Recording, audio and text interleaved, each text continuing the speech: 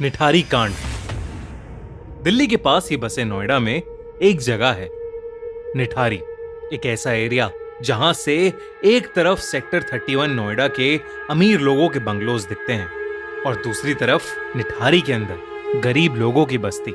एक ऐसी बस्ती जहां के ज्यादातर लोग दिहाड़ी मजदूर, रिक्शे वाले और हाउस हेल्प्स का काम करते हैं और देश के पिछड़े इलाकों से बिलोंग करते हैं। 7 मई 2006 की शाम को निठारी की बस्ती में रहने वाले नंदलाल के घर में अफरा तफरी मची हुई थी, क्योंकि उनकी 22 साल की बेटी पायल सुबह से घर नहीं आई थी।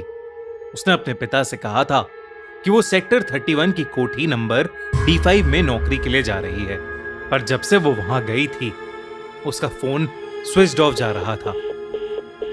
जब काफी देर तक वो घर नहीं आई तो उसके माता पिता बहुत डरने लगे, क्योंकि निठारी में पिछले 2 साल से कई छोटे बच्चे और जवान लोग गायब हो रहे थे। नंदलाल से और नहीं रहा गया और उसने खुद अपनी बेटी को ढूंढने का फैसला किया। सबसे पहले उसने उस रिक्शे वाले को ढूंढा जिसने पायल को D5 तक छोड़ा था। वो रिक्शे वाला D5 का नाम सुनते ही भड़क गया और उसने बताया कि उसने पायल को वहां छोड़ा तो था, पर वो बिना पैसे दिए ही घर के अंदर चली गई। उसे लगा कि वो वापस आकर उसे पैसे देगी, मगर वो वापस आई ही नहीं। जब उसने घंटी बजाई तो उस घर का 36 साल का नौकर सुरिंदर कोली बाहर निकला और उसने कहा कि पायल वहां से चली गई है। जब रिक्शे वाले ने उसकी बात को झूठ कहा तो कोली ने एक ईंट उठाकर उसकी तरफ फेंकी और उसे वहां से भगा दिया। ये सुनकर नंदलाल का शक यकीन में बदल गया। नंदलाल को लग रहा था कि उसकी बेटी के गायब होने में कोठी नंबर D5 में रहने वाले लोगों का ही हाथ था। बिना देरी किए नंदलाल लोकल पुलिस स्टेशन चला गया, पर पुलिस वालों ने उसकी बात को टाल दिया, क्योंकि 2004 से निठारी में ऐसे कई केसेस उनके पास रोज आ रहे थे। नंदलाल बहुत रिक्वेस्ट करने लगा, पर पुलिस ने उसको वहां से ये कहकर भगा दिया कि पायल किसी लड़के के साथ भाग गई होगी। अगले दिन नंदलाल खुद D5 गया। घर के अंदर से घर का मालिक 52 इयर्स यानी 52 साल का मनिंदर सिंह पंडेर बाहर आया, जिसने पायल को पहचानने से ही मना कर दिया। नंदलाल और उसकी बीवी पूरी तरह से टूट चुके थे, क्योंकि कोई भी उनकी मदद नहीं कर रहा था। वो दोनों पूरी रात बस रोते रहे और फिर नंदलाल ने डिसाइड किया कि चाहे कुछ भी हो जाए वो अपनी बेटी को ढूंढ कर ही रहेगा। उसके पास थोड़े पैसे जमा थे तो उसने एक वकील को हायर करके कोर्ट में अपील की। चीफ मजिस्ट्रेट ने उसका केस देखा और पुलिस को ऑर्डर किया कि वो उसकी FIR दर्ज करें और उस पर तुरंत एक्शन लें। पुलिस ने जब लापता बच्चों के बारे में आसपास के लोगों से पूछताछ की तो उन्हें यह पता चला कि निठारी के नाले पर 2 पुल के बीच में 100 मीटर के एरिया में ही वो सारे बच्चे और लोग जो लापता हुए हैं आखिरी बार वहीं देखे गए हैं। इन्हीं 2 पुल के बीच में नाले के पास एक वाटर टैंक भी था, जो कुछ गांव वालों के हिसाब से भूतिया था और उनका मानना था कि वहां पर एक भूत है जो बच्चों को मार देता है, इसलिए उस वाटर टैंक के नाले के आसपास कोई नहीं जाता था। पुलिस ने उस 100 मीटर के स्ट्रेच को ब्लैक होल का नाम दे दिया और वो उसकी पेट्रोलिंग करने लगे, लेकिन उनकी पेट्रोलिंग के बावजूद भी वहां से बच्चे गायब होते रहे। पर वहां ऐसा क्या था? क्या सच में वहां कोई भूत था, या ये किसी गैंग या किसी सीरियल किलर का काम था? इस सवाल का जवाब उस वक्त किसी को नहीं मिल पा रहा था, क्योंकि पुलिस पर प्रेशर बहुत ज्यादा था।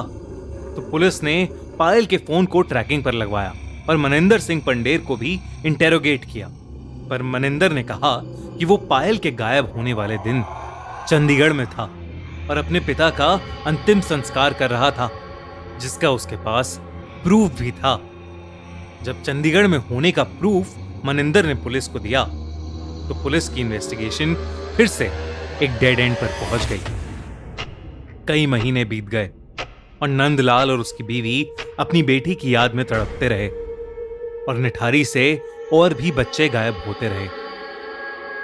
लेकिन फिर एक दिन 26 दिसंबर 2006 को अचानक ही पायल का फोन स्विच ऑन हुआ और वो ट्रैकिंग रडार पर दिखने लगा।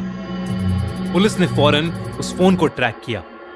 वो फोन एक रिक्शे वाले के पास मिला, जिसने बताया कि वो फोन उसने किसी और से खरीदा था, लेकिन उसमें सिम पहले से ही था। पुलिस ने जब सिम की इन्वेस्टिगेशन की तो ये सामने आया कि वो सिम सुरिंदर कोहली के नाम पर रजिस्टर्ड था। वही सुरिंदर कोहली जो मनिंदर सिंह पंडेर के घर पर काम करता था। 29 दिसंबर की रात को पुलिस ने सुरिंदर कोहली और मनिंदर सिंह पंडेर को उनके बंगले से अरेस्ट कर लिया। दोनों से पूछताछ करने के बाद पुलिस ऑफिसर्स शॉक में थे। वो तुरंत निठारी के पास बने उस नाले पर पहुंचे। जब वो उस नाले के अंदर घुसे तो उन्हें वहां जो मिला वो देखकर उनके रोंगटे खड़े हो गए। उस नाली में कई पॉलिथिन्स थीं, जिसमें छोटे बड़े ह्यूमन स्केलेटन्स यानी इंसानी कंकाल थे। एक लड़के का कटा हुआ सर, किसी के शरीर के टुकड़े और ढेर सारे बच्चों के कपड़े चप्पलें थीं, जो उन्हीं बच्चों की थीं जो लापता हुए थे। कुल मिला के उस नाले से 19 स्कल्स यानी 19 खोपड़ियां मिली। उन दोनों ने 19 लोगों का मर्डर किया था। पूछताछ में सुरिंदर कोहली ने पुलिस को बताया कि उसी ने पायल को मारा था। सुरिंदर ने पायल के ही दुपट्टे से उसका गला घोट दिया था और उसे मारने के बाद सुरिंदर ने लाश के कई टुकड़े किए और फिर वो उन्हें पकाकर खा गया। सुरिंदर ने यह भी बताया कि उसने ऐसा सभी छोटे बड़े बच्चों के साथ किया था। जब सुरिंदर पर ढेर सारे साइकोलॉजिकल टेस्ट हुए तो उसने ये भी कबूला कि उसके सपने में एक सफेद बालों वाली साड़ी पहनी हुई एक औरत आती थी, जो लोगों को मारने तक उसके साथ ही रहती थी। जब मनिंदर सिंह पंडेर से इन सब के बारे में पूछा गया तो उसने ये कहा कि वो आधे से ज्यादा टाइम घर के बाहर रहता था और उसे इन सब के बारे में कुछ नहीं पता था। पर सुरिंदर का एक कहना था कि वो पंडेर के कहने पर ही बच्चों और लड़कियों को टॉफी और नौकरी का लालच देकर घर के अंदर लाता था, जिसके बाद पंडेर उनका फायदा उठाता था और सुरिंदर उनको मारकर उनकी डेड बॉडी को टुकड़ों में काटकर उन्हें पका के खाता था। यह केस इतना भयानक था कि फौरन सीबीआई को ट्रांसफर किया गया। जब सीबीआई ने इन्वेस्टिगेट किया तो उन्हें और भी कई बातें पता चली। दोनों पर कई सारे केसेस चले और कई सालों तक चले, जिनके बाद उन दोनों को डेथ पेनल्टी यानी मौत की सजा सुनाई गई। पंडेर के परिवार वालों का अब भी यह कहना है कि वो इनोसेंट है, पर निठारी का कोई भी इंसान ये मानने को तैयार नहीं है कि एक इंसान के घर में इतना कुछ हो गया और उसे इस चीज का कोई अंदाजा भी नहीं था। आज तक निठारी में इस क्राइम का खौफ फैला हुआ है, मगर एक चीज अभी भी क्लियर नहीं हो पाई, इस क्राइम का मोटिव। खैर जो भी हो, इससे ज्यादा दरिंदगी भरा केस शायद ना कभी हुआ है और ना ही कभी होगा। तंदूर कांड। एक क्रिमिनल के दिमाग की लिमिट्स कोई नहीं जानता। क्राइम करने की चाह किस हद तक जा सकती है और इंसान से क्या क्या करवा सकती है, यह पता कर पाना बेहद मुश्किल हो जाता है। आज का केस एक ऐसे आदमी का है जिसने ऐसी सारी हदों को पार कर दिया। 2 जुलाई 1995 की रात को कनॉट प्लेस पुलिस स्टेशन के कांस्टेबल अब्दुल नजीर कुंजू और होमगार्ड चंद्रपाल अपनी रूटीन नाइट पेट्रोलिंग कर रहे थे। वो लोग जैसे ही अशोका रोड की तरफ मुड़े, तभी उन्हें एक बिल्डिंग में से बहुत सारा धुआं निकलता हुआ दिखाई दिया। वो दोनों उस बिल्डिंग तक जल्दी से गए। उस बिल्डिंग में एक रेस्टोरेंट था जिसके अंदर से वो धुआं आ रहा था, लेकिन वो रेस्टोरेंट उस समय बंद था। उन्होंने वहां खड़े गार्ड से धुएं की वजह पूछी। तभी रेस्टोरेंट से एक आदमी निकल कर आया और उसने बताया कि रेस्टोरेंट में कुछ वेस्ट जलाया जा रहा है, जो कि कुछ देर में जलना खत्म हो जाएगा। ये सुनकर वो दोनों वहां से चले गए और पास की लेन्स में पेट्रोलिंग करने लगे। कुछ दूर जाते ही उन्हें पीछे से एक औरत की चिल्लाने की आवाज आई। आग लग गई, आग लग गई। वो हड़बड़ी में वापस उस रेस्टोरेंट की लेन में पहुंचे और उन्होंने देखा कि आग की लपटें अब रेस्टोरेंट के अंदर से निकलकर बाहर तक आ गई थीं। उन्होंने तुरंत बैकअप बुलाया और फायर डिपार्टमेंट को भी इन्फॉर्म किया। उन्होंने अंदर घुसने की कोशिश की ताकि वो उस आग को बुझा सके, पर उस रेस्टोरेंट का दरवाजा अंदर से बंद था। कुंजू और चंदर देरी ना करते हुए उस गार्ड की मदद से दीवार के ऊपर चढ़कर दूसरी तरफ चले गए, जहां उन्होंने देखा कि दो आदमी एक तंदूर को हवा देते हुए उसमें पेपर और लकड़ी के पीसेस डाल रहे थे। उनमें से एक वहां का मैनेजर केशव था और दूसरा आदमी वही था जो उन्हें थोड़ी देर पहले बाहर मिला था, जिसका नाम था सुशील शर्मा। चंद्रपाल ने वहीं से आवाज लगाकर उन्हें उस आग के बारे में चेतावनी दी, पर सुशील शर्मा ने कहा कि वो एक पॉलिटिकल पार्टी का वर्कर है और उन दोनों पुलिस वालों के लिए इस वक्त वहां से चले जाना ही बेहतर होगा, क्योंकि वो कुछ पुराने पार्टी के डॉक्यूमेंट जला रहे हैं। पर कांस्टेबल कुंजू को उस तंदूर से मांस की जलने की बू आ रही थी। उसका शक बहुत ज्यादा बढ़ गया, तो वो दोनों रेस्टोरेंट के अंदर गए और सबसे पहले जाकर उन्होंने तंदूर की आग बुझाई।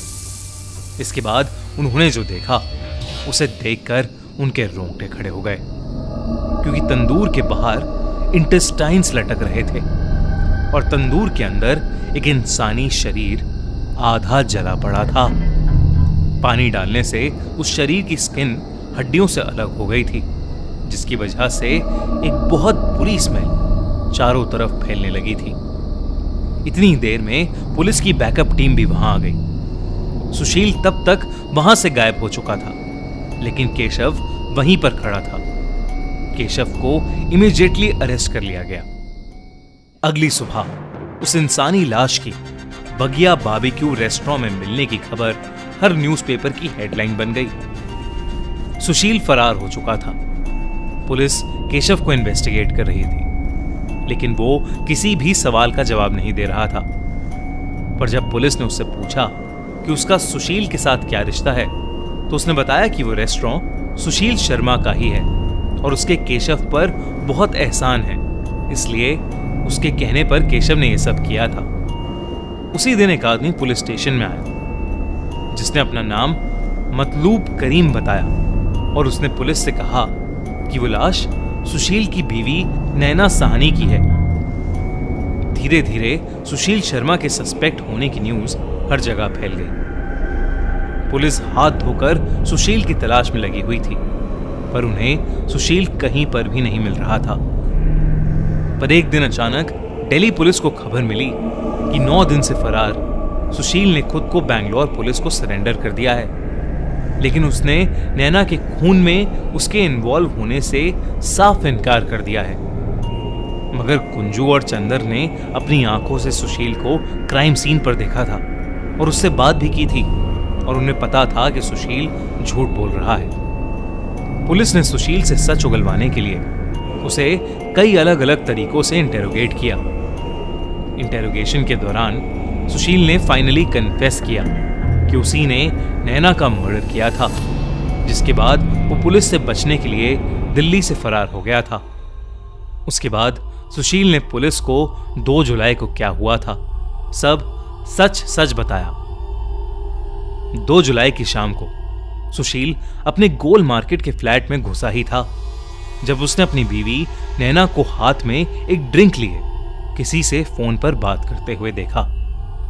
नैना ने उसके अंदर आते ही फोन काट दिया और सुशील के लिए भी एक ड्रिंक बनाकर बेडरूम में चली गई। सुशील ने ड्रिंक पीना शुरू किया, पर जैसे जैसे वो ड्रिंक उस पर अपना असर कर रही थी, वैसे वैसे उसका नैना के ऊपर शक बढ़ रहा था, जिसकी वजह से उसने टेलीफोन पर लास्ट डायल नंबर पर कॉल किया। उस कॉल को मतलूब करीम ने उठाया, जो नैना का एक्स बॉयफ्रेंड था और जिसके साथ नैना के अफेयर होने पर सुशील को पहले से ही शक था। सुशील गुस्से से तिलमिलाता हुआ बेडरूम में घुसकर नैना पर जोर जोर से चिल्लाने लगा। उनकी लड़ाई बहुत ज्यादा बढ़ने लगी और सुशील ने एकदम से अपनी ड्रॉर से एक बंदूक निकाली और नैना को गोली मारकर उसकी हत्या कर दी। उसे उस वक्त कुछ समझ नहीं आ रहा था कि वो क्या करे। उसने हड़बड़ी में अपने घर से खून साफ किया और डिसाइड किया कि मर्डर के सबूत को मिटाने के लिए वो नैना की लाश को अपने ही रेस्टोरेंट के तंदूर में जला देगा। पर यह केस सिर्फ एक अफेयर के शक की वजह से हुए मर्डर का नहीं था। दरअसल इसकी वजह थी सुशील का डोमिनेटिंग, इनसिक्योर और अब्यूसिव नेचर। नैना और सुशील की शादी को 2 साल हो गए थे, पर फिर भी सुशील उनकी शादी को ऑफिशियल नहीं करना चाहता था। सुशील के इस डिसीजन से नैना बहुत ज्यादा हर्ट थी। सुशील दुनिया के लिए तो एक शरीफ, सोबर पॉलिटिशियन था जो हर हफ्ते छतरपुर मंदिर जाता था, पर वही सुशील हर रात शराब पीकर नैना को मारता था और उसे अपने गोल मार्केट वाले फ्लैट में लॉक करके रखता था। एक रात जब नैना ने सुशील से उसके अब्यूसिव नेचर की वजह से उसको छोड़ने की बात की, तो उसने नैना पर अपनी गन चला दी। उसने जानबूझकर मिस फायर करके नैना को डराने की कोशिश की थी। फिर एक दिन नैना को पता चला कि सुशील का अफेयर भी चल रहा था, जिसके बाद वो खुद को संभाल नहीं पाई। वो और भी ज्यादा अकेली और बेबस महसूस करने लगी थी। वो इस रिश्ते से छुटकारा चाहती थी, जिसके लिए उसने मतलूब की हेल्प लेने का डिसाइड किया। मतलूब नैना और सुशील एक दूसरे को कॉलेज टाइम से जानते थे। वो तीनों पॉलिटिकल पार्टी के यूथ विंग में काम करते थे। कॉलेज डेज में नैना और मतलूब एक दूसरे से बहुत ज्यादा प्यार करते थे। वहीं नैना और सुशील बस अच्छे दोस्त थे। नैना और मतलूब एक दूसरे से शादी करना चाहते थे, पर क्योंकि नैना एक सिख थी और मतलूब एक मुस्लिम, तो नैना की फैमिली ने उनकी शादी से इनकार कर दिया। फैमिली के प्रेशर में मतलूब ने अपनी ही धर्म की एक लड़की से शादी कर ली, पर नैना और मतलूब ने डिसाइड किया कि वो हमेशा अच्छे दोस्त बनकर रहेंगे। लेकिन नैना मतलूब की शादी के बाद धीरे धीरे बहुत ज्यादा डिप्रेस होती चली गई। सुशील ने ऐसे डिफिकल्ट समय में नैना का साथ नहीं छोड़ा और वो और नैना एक दूसरे से काफी क्लोज आ गए, जिसके बाद उन दोनों ने शादी कर ली। पर उनकी शादी कुछ हफ्तों तक ही अच्छी रही, जिसके बाद सुशील की सारी सच्चाई नैना के सामने आने लगी। सुशील जब भी नैना को घर में मारता पीटता, तो नैना इमोशनल सपोर्ट के लिए मतलूब को कॉल करती। इसी अब्यूसिव शादी से निकलकर जब उसने अकेले ऑस्ट्रेलिया जाकर एक नई जिंदगी स्टार्ट करने का डिसीजन लिया, तो मतलूब भी उसकी हेल्प करने के लिए राजी हो गया।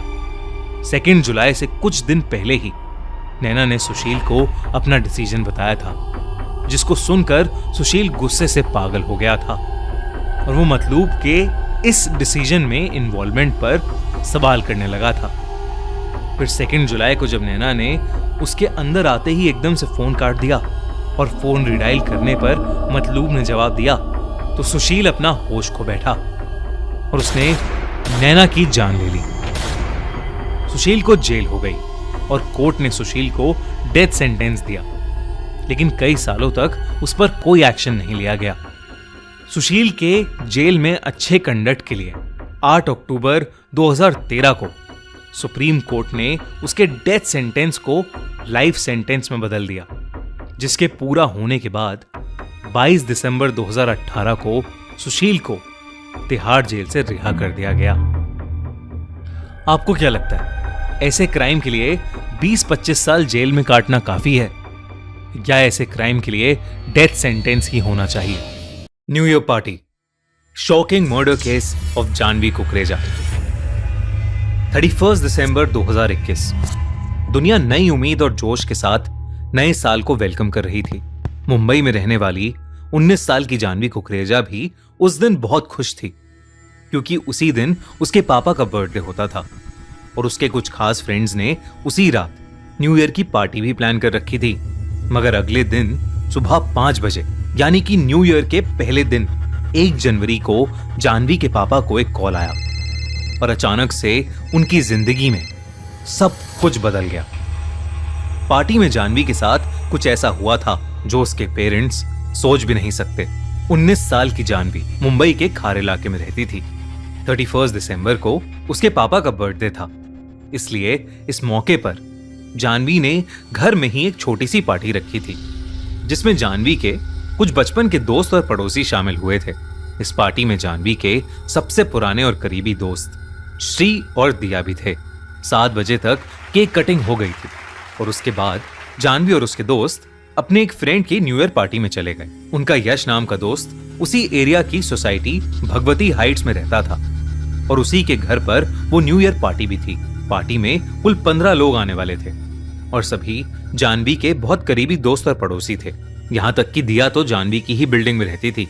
प्लान के अकॉर्डिंग पार्टी 9 बजे स्टार्ट होने वाली थी, मगर किसी रीजन से पार्टी के स्टार्ट होने का टाइम 11 बजे कर दिया गया था। जानवी उसी अकॉर्डिंग अपने दोस्तों के साथ पार्टी में पहुंच गई और एंजॉय करने लगी। वैसे तो पार्टी खत्म होने का वक्त कुछ 1 बजे के करीब था, मगर पार्टी थोड़ा ज्यादा लंबी चल गई और इस वजह से जानवी अपने घर टाइम से वापस नहीं लौटी। जानवी के पापा ने करीब 1:30 बजे जानवी को कॉल भी किया, मगर उस वक्त उसका फोन बिजी आ रहा था।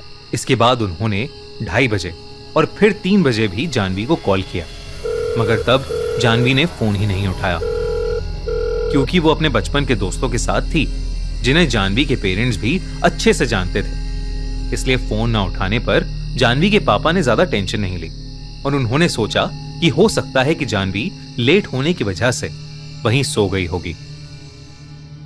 मगर सुबह के 5 बजे जानवी के पापा प्रकाश कुकरेजा के फोन की घंटी बजी। फोन पर एक आदमी ने प्रकाश को बताया कि उनकी बेटी जानवी का एक्सीडेंट हो गया था और वो तुरंत हॉस्पिटल आ जाएं। इस कॉल के ठीक 1 मिनट बाद ही दिया के पिता समीर का कॉल आया। उन्होंने भी प्रकाश को यही बताया कि बच्चों का एक्सीडेंट हो गया है और उन्हें तुरंत खार पुलिस स्टेशन पहुंचना है। मगर हैरानी वाली बात यह थी कि समीर ने कहा कि दिया हिंदुजा हॉस्पिटल में थी और जानवी एक दूसरे हॉस्पिटल बाबा हॉस्पिटल में थी। अगर बच्चे साथ में ही थे तो आखिर दोनों लड़कियां अलग अलग हॉस्पिटल में क्यों थीं? और समीर प्रकाश को हॉस्पिटल की जगह पुलिस स्टेशन क्यों बुला रहा था? यही सब सवाल मन में लिए प्रकाश खार पुलिस स्टेशन पहुंचा और वहां उसे जो खबर मिली उसे जानकर प्रकाश के पैरों तले जमीन खिसक गई। प्रकाश को बताया गया कि उनकी इकलौती बेटी जानवी की डेथ हो गई है। वो भगवती हाइट्स के ग्राउंड फ्लोर पर डेड पाई गई थी। ये खबर मिलते ही जानवी के पेरेंट्स तुरंत हॉस्पिटल भागे, जहां उन्हें जानवी की लाश मिली। जानवी के पोस्टमार्टम के बाद उसकी बॉडी उसके पेरेंट्स को सौंप दी गई। जानवी के पेरेंट्स को कुछ समझ नहीं आ रहा था कि आखिर ऐसा हादसा कैसे हो गया था। और तो और जानवी की मां को सबसे अजीब बात यह लगी कि पार्टी में सभी जानवी के बचपन के दोस्त और पड़ोसी थे, तो आखिर उसकी डेथ के बाद किसी ने भी उन्हें कांटेक्ट करने की कोशिश क्यों नहीं की? इससे यही समझ आया कि जानवी की मौत में किसी और का हाथ तो जरूर था। पुलिस ने भी इस केस की एफआईआर दर्ज करके इन्वेस्टिगेशन शुरू कर दी। पुलिस ने पार्टी में प्रेजेंट सभी से पूछताछ शुरू कर दी। तब पुलिस को पता चला कि श्री, जानवी और दिया पार्टी में सबसे अलग बैठे हुए थे। कुछ देर बाद किसी कारण से जानवी वहां से उठकर चली गई। जब वो वापस लौटी तो तब उसने देखा कि श्री अब दिया के साथ फिजिकली मेकआउट कर रहा था। ये देखकर जानवी का दिल बुरी तरह टूट गया और वो बस रोने लगी और श्री और दिया से लड़ाई करने लगी। जानवी के दोस्तों के अकॉर्डिंग श्री जानवी का बॉयफ्रेंड था, मगर जानवी की मां इस बात से बिल्कुल इनकार करती थी। उन्होंने कहा था कि जानवी अपनी हर बात उनसे शेयर करती है और जानवी का बॉयफ्रेंड श्री नहीं बल्कि कोई और था, जिसके बारे में जानवी अपनी मां को बहुत जल्द बताने वाली थी। पार्टी में ही 1-2 लोगों ने यह भी कहा कि जानवी किसी के आने का वेट कर रही थी, मगर फिर वो श्री के साथ बिजी हो गई। बहस होने के बाद जानवी साइड में जाकर किसी को फोन करके रोने लगी थी। पुलिस अब ये जानना चाहती थी कि आखिर इतनी रात में जानवी ने किसे कॉल किया था। कॉल रिकॉर्ड चेक करने पर उन्हें पता लगा कि जानवी अपनी दोस्त पर्णिका से बात कर रही थी। उसने पर्णिका को सब बताया और वो बार बार यही कह रही थी कि वो दोस्त के तौर पर श्री और दिया दोनों को ही खोना नहीं चाहती थी।